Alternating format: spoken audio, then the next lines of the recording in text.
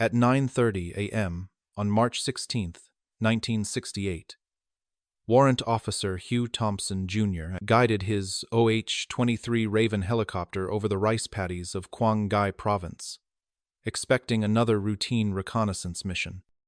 The morning sun cast long shadows across the Vietnamese countryside as his aircraft approached the hamlet of Mỹ Lai.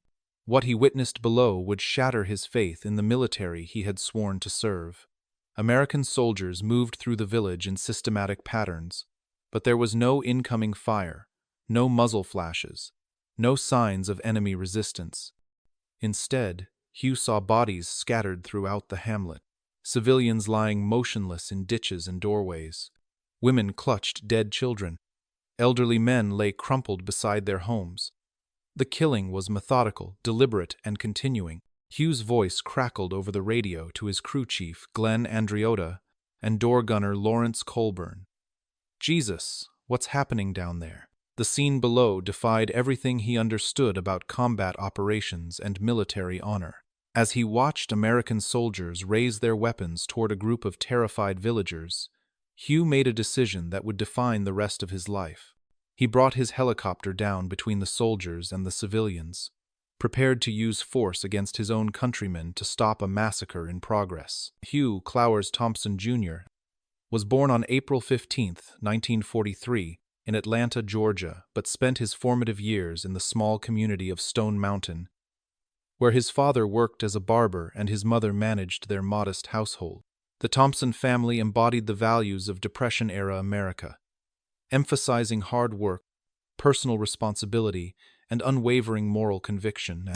Hugh's parents taught him that right and wrong were not abstract concepts but practical guidelines for daily living. Stone Mountain in the 1950 seconds was a community shaped by Southern traditions and the complex racial dynamics of the segregated South. Hugh witnessed the injustices of segregation firsthand, observing the separate and unequal treatment of African American residents. These early experiences with institutionalized injustice planted seeds of moral awareness that would later influence his actions in Vietnam. Hugh learned to question authority when it conflicted with basic human decency. The Thompson household placed strong emphasis on education and civic responsibility. Hugh's father served in World War II and instilled in his son a respect for military service tempered by understanding that uniform did not automatically confer moral authority. His mother emphasized the importance of standing up for those who could not defend themselves, a lesson reinforced through their Methodist Church's teachings about social justice and Christian duty. Hugh's childhood was marked by typical small-town activities: hunting, fishing, and exploring the Georgia countryside. These experiences developed his love of aviation, sparked by watching military aircraft from nearby Dobbins Air Force Base. He built model airplanes and dreamed of becoming a pilot, viewing military service as both patriotic duty and personal adventure. His high school years were unremarkable except for his consistent demonstration of moral courage in small situations. Academic performance was adequate but not exceptional, reflecting Hugh's practical rather than scholarly intelligence. He excelled in mechanical subjects and demonstrated natural leadership abilities that earned respect from classmates and teachers. Hugh's moral compass remained steady throughout adolescence, guided by parents who emphasized that character was measured by actions during difficult moments rather than comfortable circumstances. The values instilled during Hugh's Stone Mountain childhood created a foundation of moral certainty that would prove crucial during his military service. His understanding of right and wrong was absolute rather than situational, rooted in Christian principles and reinforced by parental example. This moral clarity would later enable him to act decisively when confronted with situations that challenged his fundamental beliefs about human dignity and military honor. Hugh's decision to leave Stone Mountain for military service reflected both patriotic conviction and personal ambition. The small-town environment had nurtured his character but limited his opportunities for advancement. Military service offered adventure, technical training, and the chance to serve his country during a period of increasing international tension. Hugh enlisted with idealistic expectations about military honor and American values that would soon be tested in the jungles of Southeast Asia. Hugh Thompson enlisted in the United States Navy on December 27, 1960, at age 17, driven by a combination of patriotic duty and desire for adventure beyond the confines of Stone Mountain. The Navy offered technical training and the opportunity to serve aboard ships and aircraft, appealing to Hugh's mechanical aptitude and fascination with aviation. His parents supported his decision, while worrying about their son's safety during a period of increasing Cold War tensions. Navy boot camp at Naval Training Center San Diego introduced Hugh to military discipline and the warrior ethos that emphasized loyalty, honor, and sacrifice for the greater good. He excelled in technical training and demonstrated leadership potential that earned recognition from instructors. Hugh's Southern upbringing had prepared him for the physical demands of military service, while his moral foundation helped him navigate the ethical challenges of military life. Hugh's initial Navy assignment involved electronics training and service aboard destroyer escorts patrolling the Pacific. The routine of naval operations provided valuable experience in military procedures and chain of command, while reinforcing his respect for military tradition and honor. Hugh learned to follow orders while maintaining personal integrity, a balance that would prove crucial during his later service in Vietnam. The transition from Navy to Army occurred in 1966 when Hugh decided to pursue his dream of becoming a pilot. The Army's Warrant Officer program offered faster entry into aviation than Navy flight training, appealing to Hugh's impatience to serve in a more active capacity. His Navy experience provided valuable background in military protocol and technical systems that facilitated his transition between services. Army flight training at Fort Rucker, Alabama, revealed Hugh's natural aptitude for helicopter operations. The demanding curriculum required mastery of complex aircraft systems, navigation procedures, and combat tactics. Hugh's instructors noted his exceptional situational awareness and calm demeanor under pressure, qualities essential for survival in combat aviation. His training emphasized the helicopter pilot's role as protector of ground forces and civilian populations.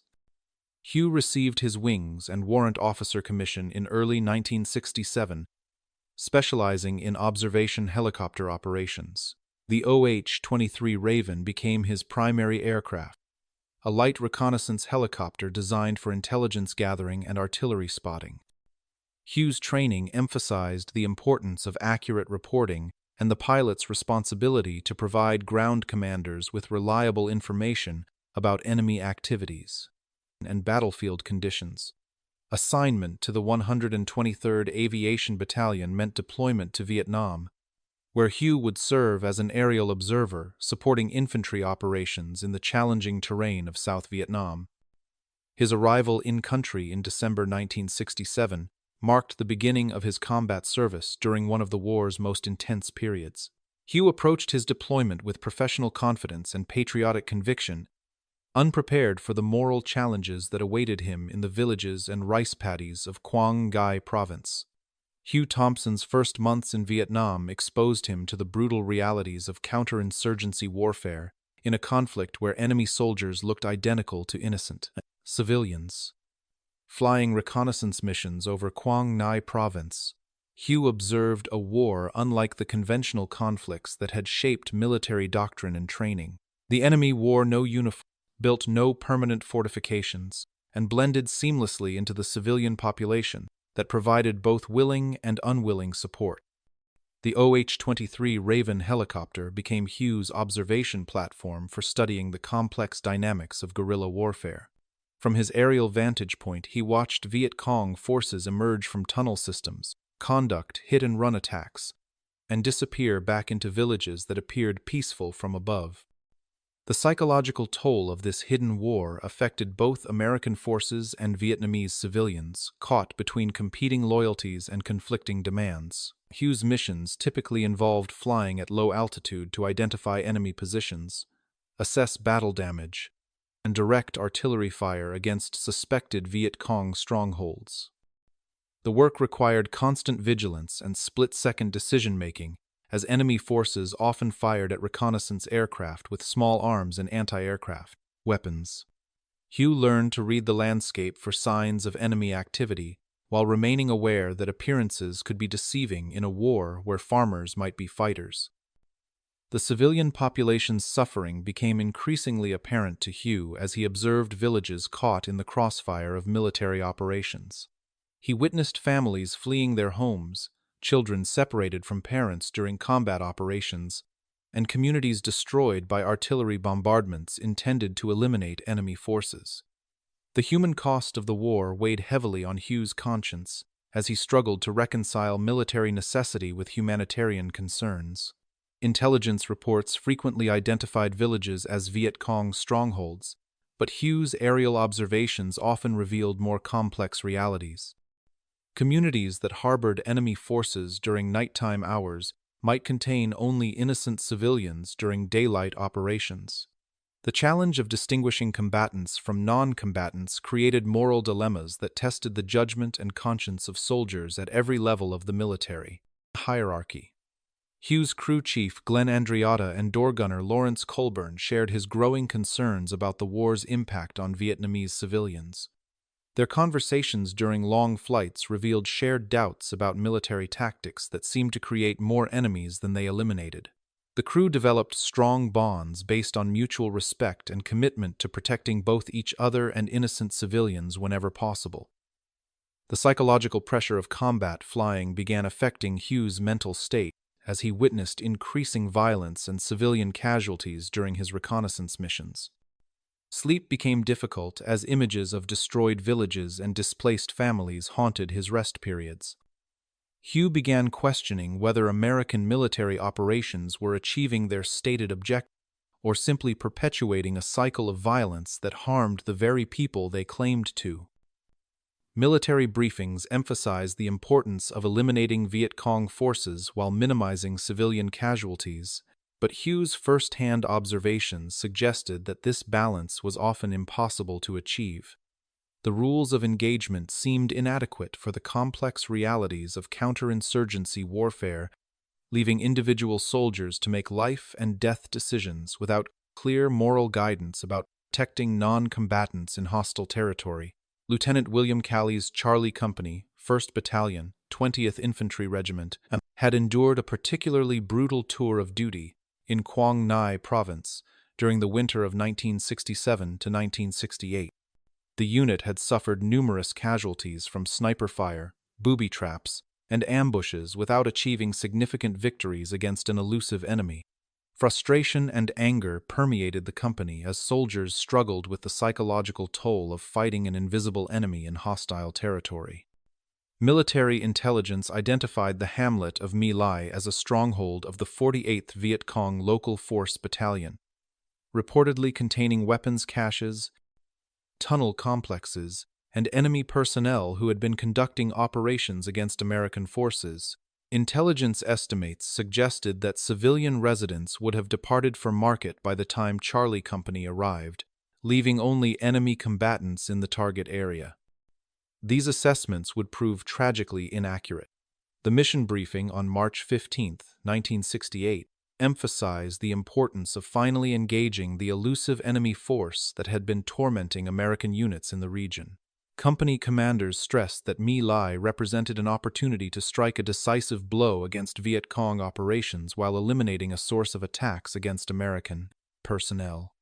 The psychological preparation for combat operations included expectations of fierce resistance and heavy casualties.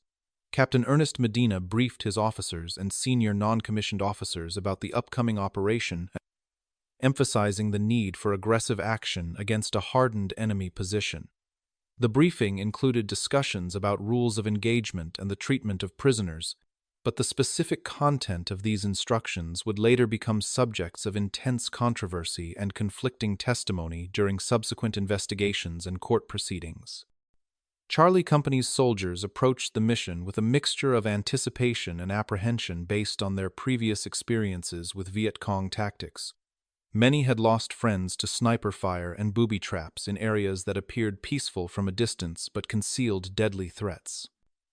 The psychological conditioning for combat operations included dehumanizing enemy forces while maintaining focus on mission objectives and unit survival. The tactical plan called for helicopter insertion at dawn, followed by a systematic sweep through the hamlet to locate and eliminate enemy forces. Artillery preparation would precede the ground assault to suppress enemy positions and destroy fortifications. Air support would remain available throughout the operation to provide fire support and medical evacuation if needed. The plan reflected standard operating procedures for search and destroy missions. Weapons and equipment checks on the evening of March 15th revealed the company's readiness for intensive combat operations.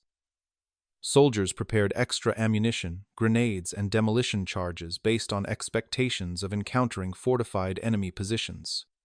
The psychological preparation included final letters home and personal rituals that helped soldiers cope with the possibility of death or serious injury during the upcoming mission. Sleep came fitfully for many Charlie Company soldiers as they contemplated the morning's operation. Previous missions in the area had resulted in casualties from hidden enemies who struck without warning before melting back into the civilian population.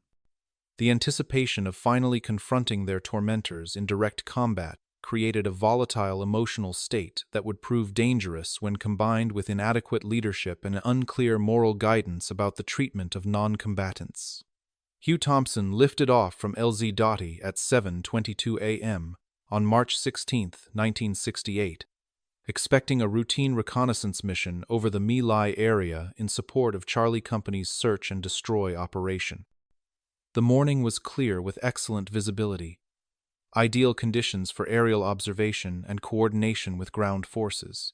Hugh's crew consisted of Glenn Andreotta as crew chief and Lawrence Colburn as door gunner, both experienced soldiers who shared his commitment to professional excellence and moral conduct. The flight toward Mỹ Lai took Hugh's helicopter over familiar terrain where previous reconnaissance missions had revealed signs of enemy activity. Radio communications indicated that Charlie Company had landed successfully and begun their sweep through the target area. Initial reports suggested no contact with enemy forces, which surprised Hugh given intelligence estimates about the hamlet's importance as a Viet Cong stronghold. Artillery preparation had preceded the ground assault, with 105mm howitzers firing into the hamlet to suppress suspected enemy positions. Hugh observed the smoke and dust from the bombardment as his helicopter approached the target area. The absence of return fire or visible enemy movement struck Hugh as unusual given the intelligence reports that had prompted the operation. Most Viet Cong positions would have responded to artillery fire with defensive measures. As Hugh's helicopter reached the Mỹ Lai area, he established radio contact with the ground commander to coordinate his reconnaissance mission. His role involved identifying enemy positions, assessing the effectiveness of artillery fire, and providing aerial observation to support the ground operation. Hugh expected to spend several hours circling the area while Charlie Company conducted their systematic search for enemy personnel and equipment. The initial view of Mỹ Lai from Hugh's helicopter revealed a typical Vietnamese hamlet with thatched roof houses, small gardens, and rice paddies extending toward the surrounding countryside. Smoke from cooking fires and the recent artillery bombardment created hazy conditions that initially obscured details of the ground operation. Hugh began his systematic observation pattern, scanning for signs of enemy activity or resistance to the American advance. Radio communications from the ground indicated that Charlie Company was encountering no enemy resistance, which contradicted intelligence expectations about the hamlet's significance as a Viet Cong stronghold. Hugh's aerial observations confirmed the absence of muzzle flashes, defensive positions, or other signs of organized resistance. The ease of the ground operation puzzled Hugh, who had expected fierce fighting based on the mission briefing. As the morning progressed and Hugh continued his aerial reconnaissance, he began observing details of the ground operation that troubled him. The systematic movement of soldiers through the hamlet appeared more like a sweep operation than a combat assault. The absence of enemy fire allowed Hugh to fly at lower altitude for better observation, revealing aspects of the mission that would soon challenge his fundamental understanding of military honor and American values. The radio remained busy with communications between ground units and higher command, but Hugh noticed an absence of the urgent battle reports that typically characterized contact with enemy forces. Instead, the radio traffic seemed routine and controlled, suggesting that Charlie Company was encountering no significant resistance during their advance through the hamlet. This peaceful progression would soon give way to events that would haunt Hugh for the rest of his life. At approximately 9 a.m., Hugh Thompson's helicopter descended to a lower altitude that provided a clearer view of Charlie Company's activities in Mỹ Lai village. What he observed defied every assumption about American military conduct and challenged his fundamental beliefs about the honor and integrity of the United States Army. American soldiers were not engaged in combat with enemy forces. They were systematically executing unarmed Vietnamese civilians. Hugh watched in horrified disbelief as soldiers moved through the hamlet, shooting women, children, and elderly men who posed no threat to anyone. Bodies lay scattered throughout the village in positions that indicated execution rather than combat casualties. Families huddled together had been gunned down where they stood. Children who had tried to flee lay motionless in rice paddies. The killing was deliberate, methodical, and continuing. The crew chief, Glenn Andreotta, was the first to voice what they were all thinking. "My God, those are civilians down there." Hugh's training and experience had prepared him for the horrors of combat, but nothing had prepared him for witnessing American soldiers committing mass murder against defenseless people. The scene below violated every principle of military honor, international law, and basic human decency that Hugh had sworn to uphold. Hugh immediately attempted to radio his observations to higher command, hoping that reporting the atrocity would result in orders to stop the killing. His initial radio calls described unusual activity in the target area and requested clarification about rules of engagement regarding civilians. The responses from command were evasive and unhelpful, suggesting that higher authorities either did not understand the gravity of the situation or were unwilling to acknowledge what was happening. Door gunner Lawrence Colburn confirmed Hugh's observations as they continued circling the village. "Sir, it looks like they're killing everybody down there, even the kids." The young soldier's voice carried a mixture of disbelief and moral outrage that reflected the crew's shared horror at witnessing war crimes committed by their own forces. The helicopter crew found themselves in the unprecedented position of observing American atrocities from above. Hugh's repeated radio calls became increasingly desperate as he attempted to convey the urgency of the situation to commanders who seemed either unable or unwilling to comprehend his reports.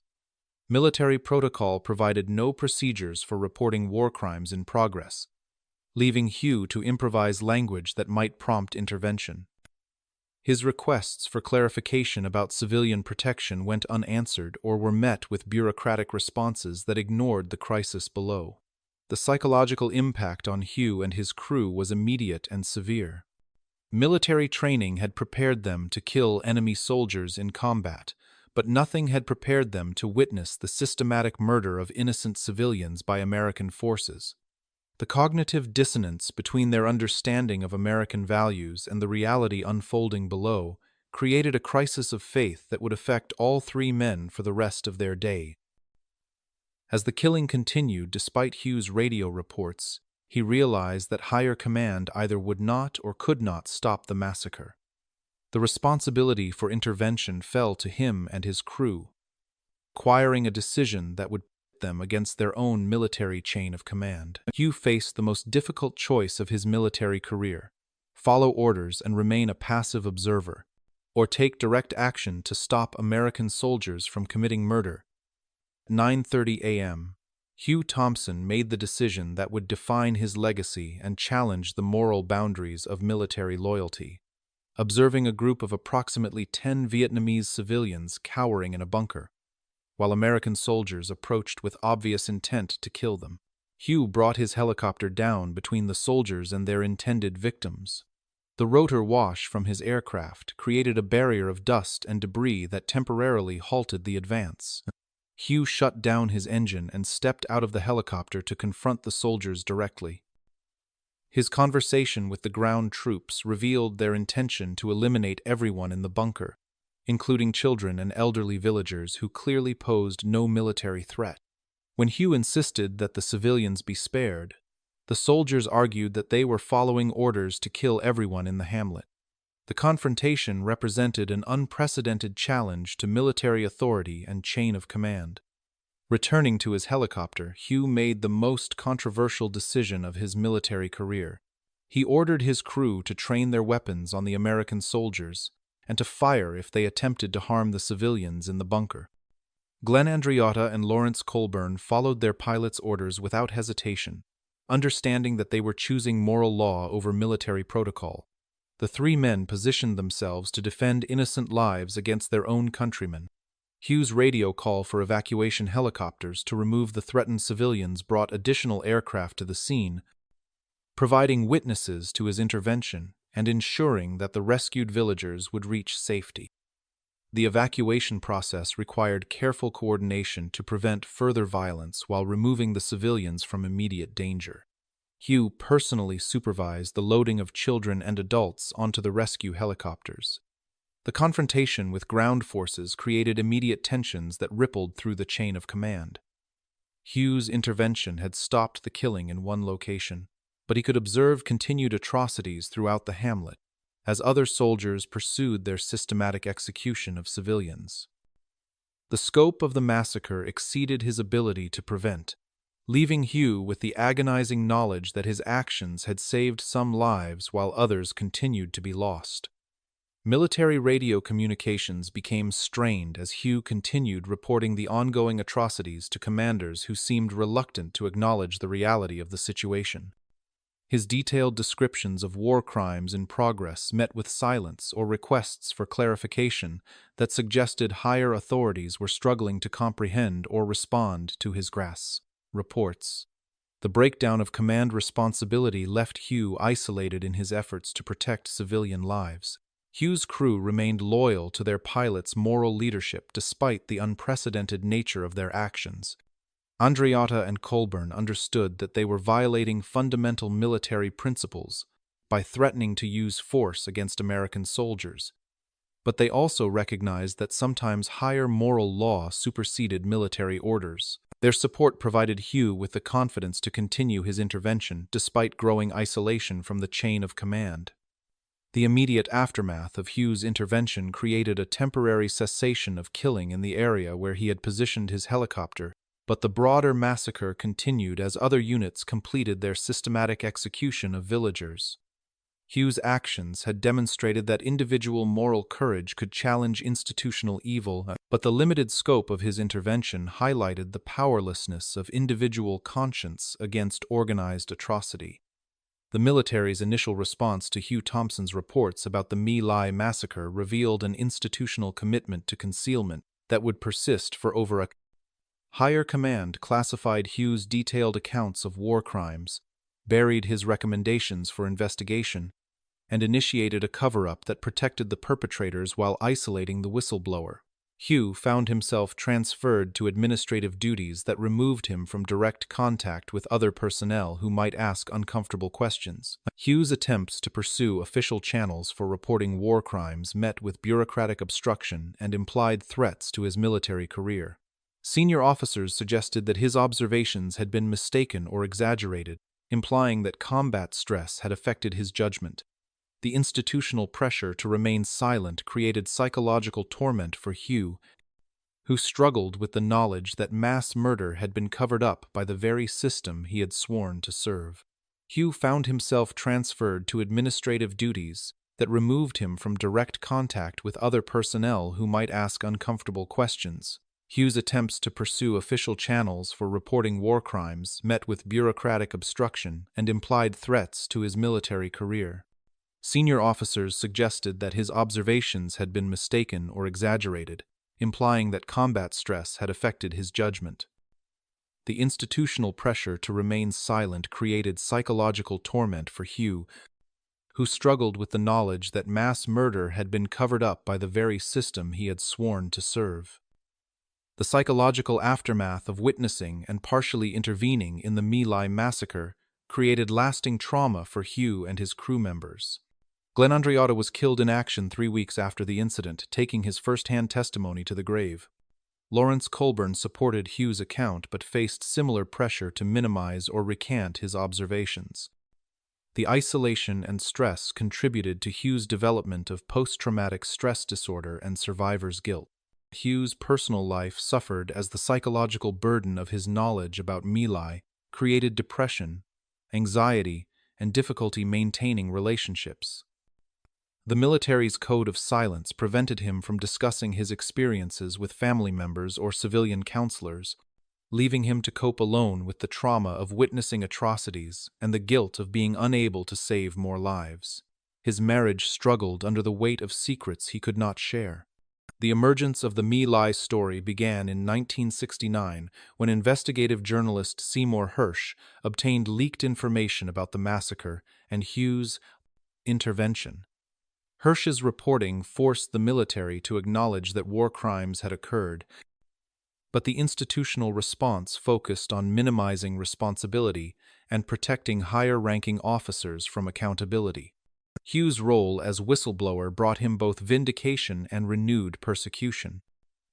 The court-martial of Lieutenant William Calley provided limited justice for the Mỹ Lai massacre while protecting most perpetrators and all higher-ranking officials from prosecution.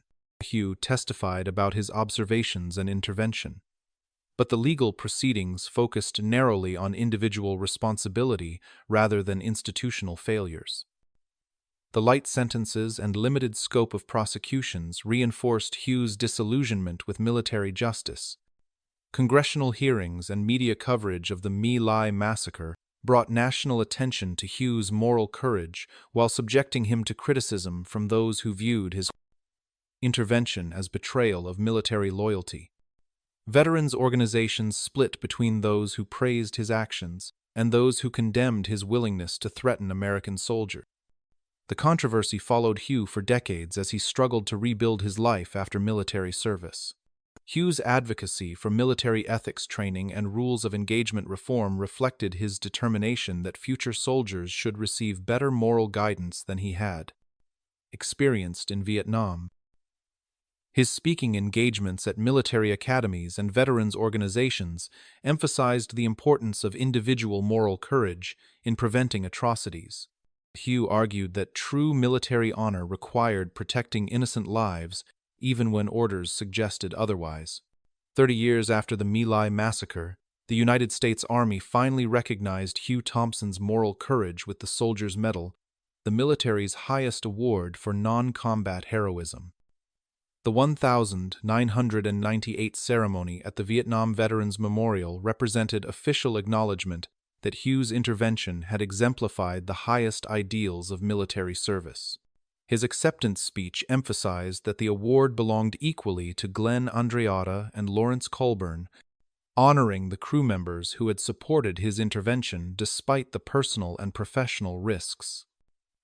The lasting impact of Hugh's actions extends beyond individual recognition to fundamental changes in military training and ethics education.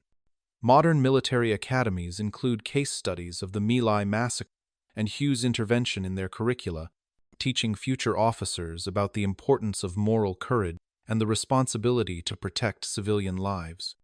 Rules of engagement have been revised to emphasize individual accountability for war crimes regardless of orders received. Hugh's advocacy work continued until his death in 2006, focusing on veterans' affairs and military ethics training. His message remained consistent. Military honor required protecting innocent lives and challenging illegal orders, even when such actions conflicted with institutional loyalty. The lesson of Hugh Thompson's moral courage resonates beyond military service to any situation where individuals witness institutional wrongdoing, reminding us that true patriotism sometimes requires challenging one's own side to uphold the values a nation claims to represent.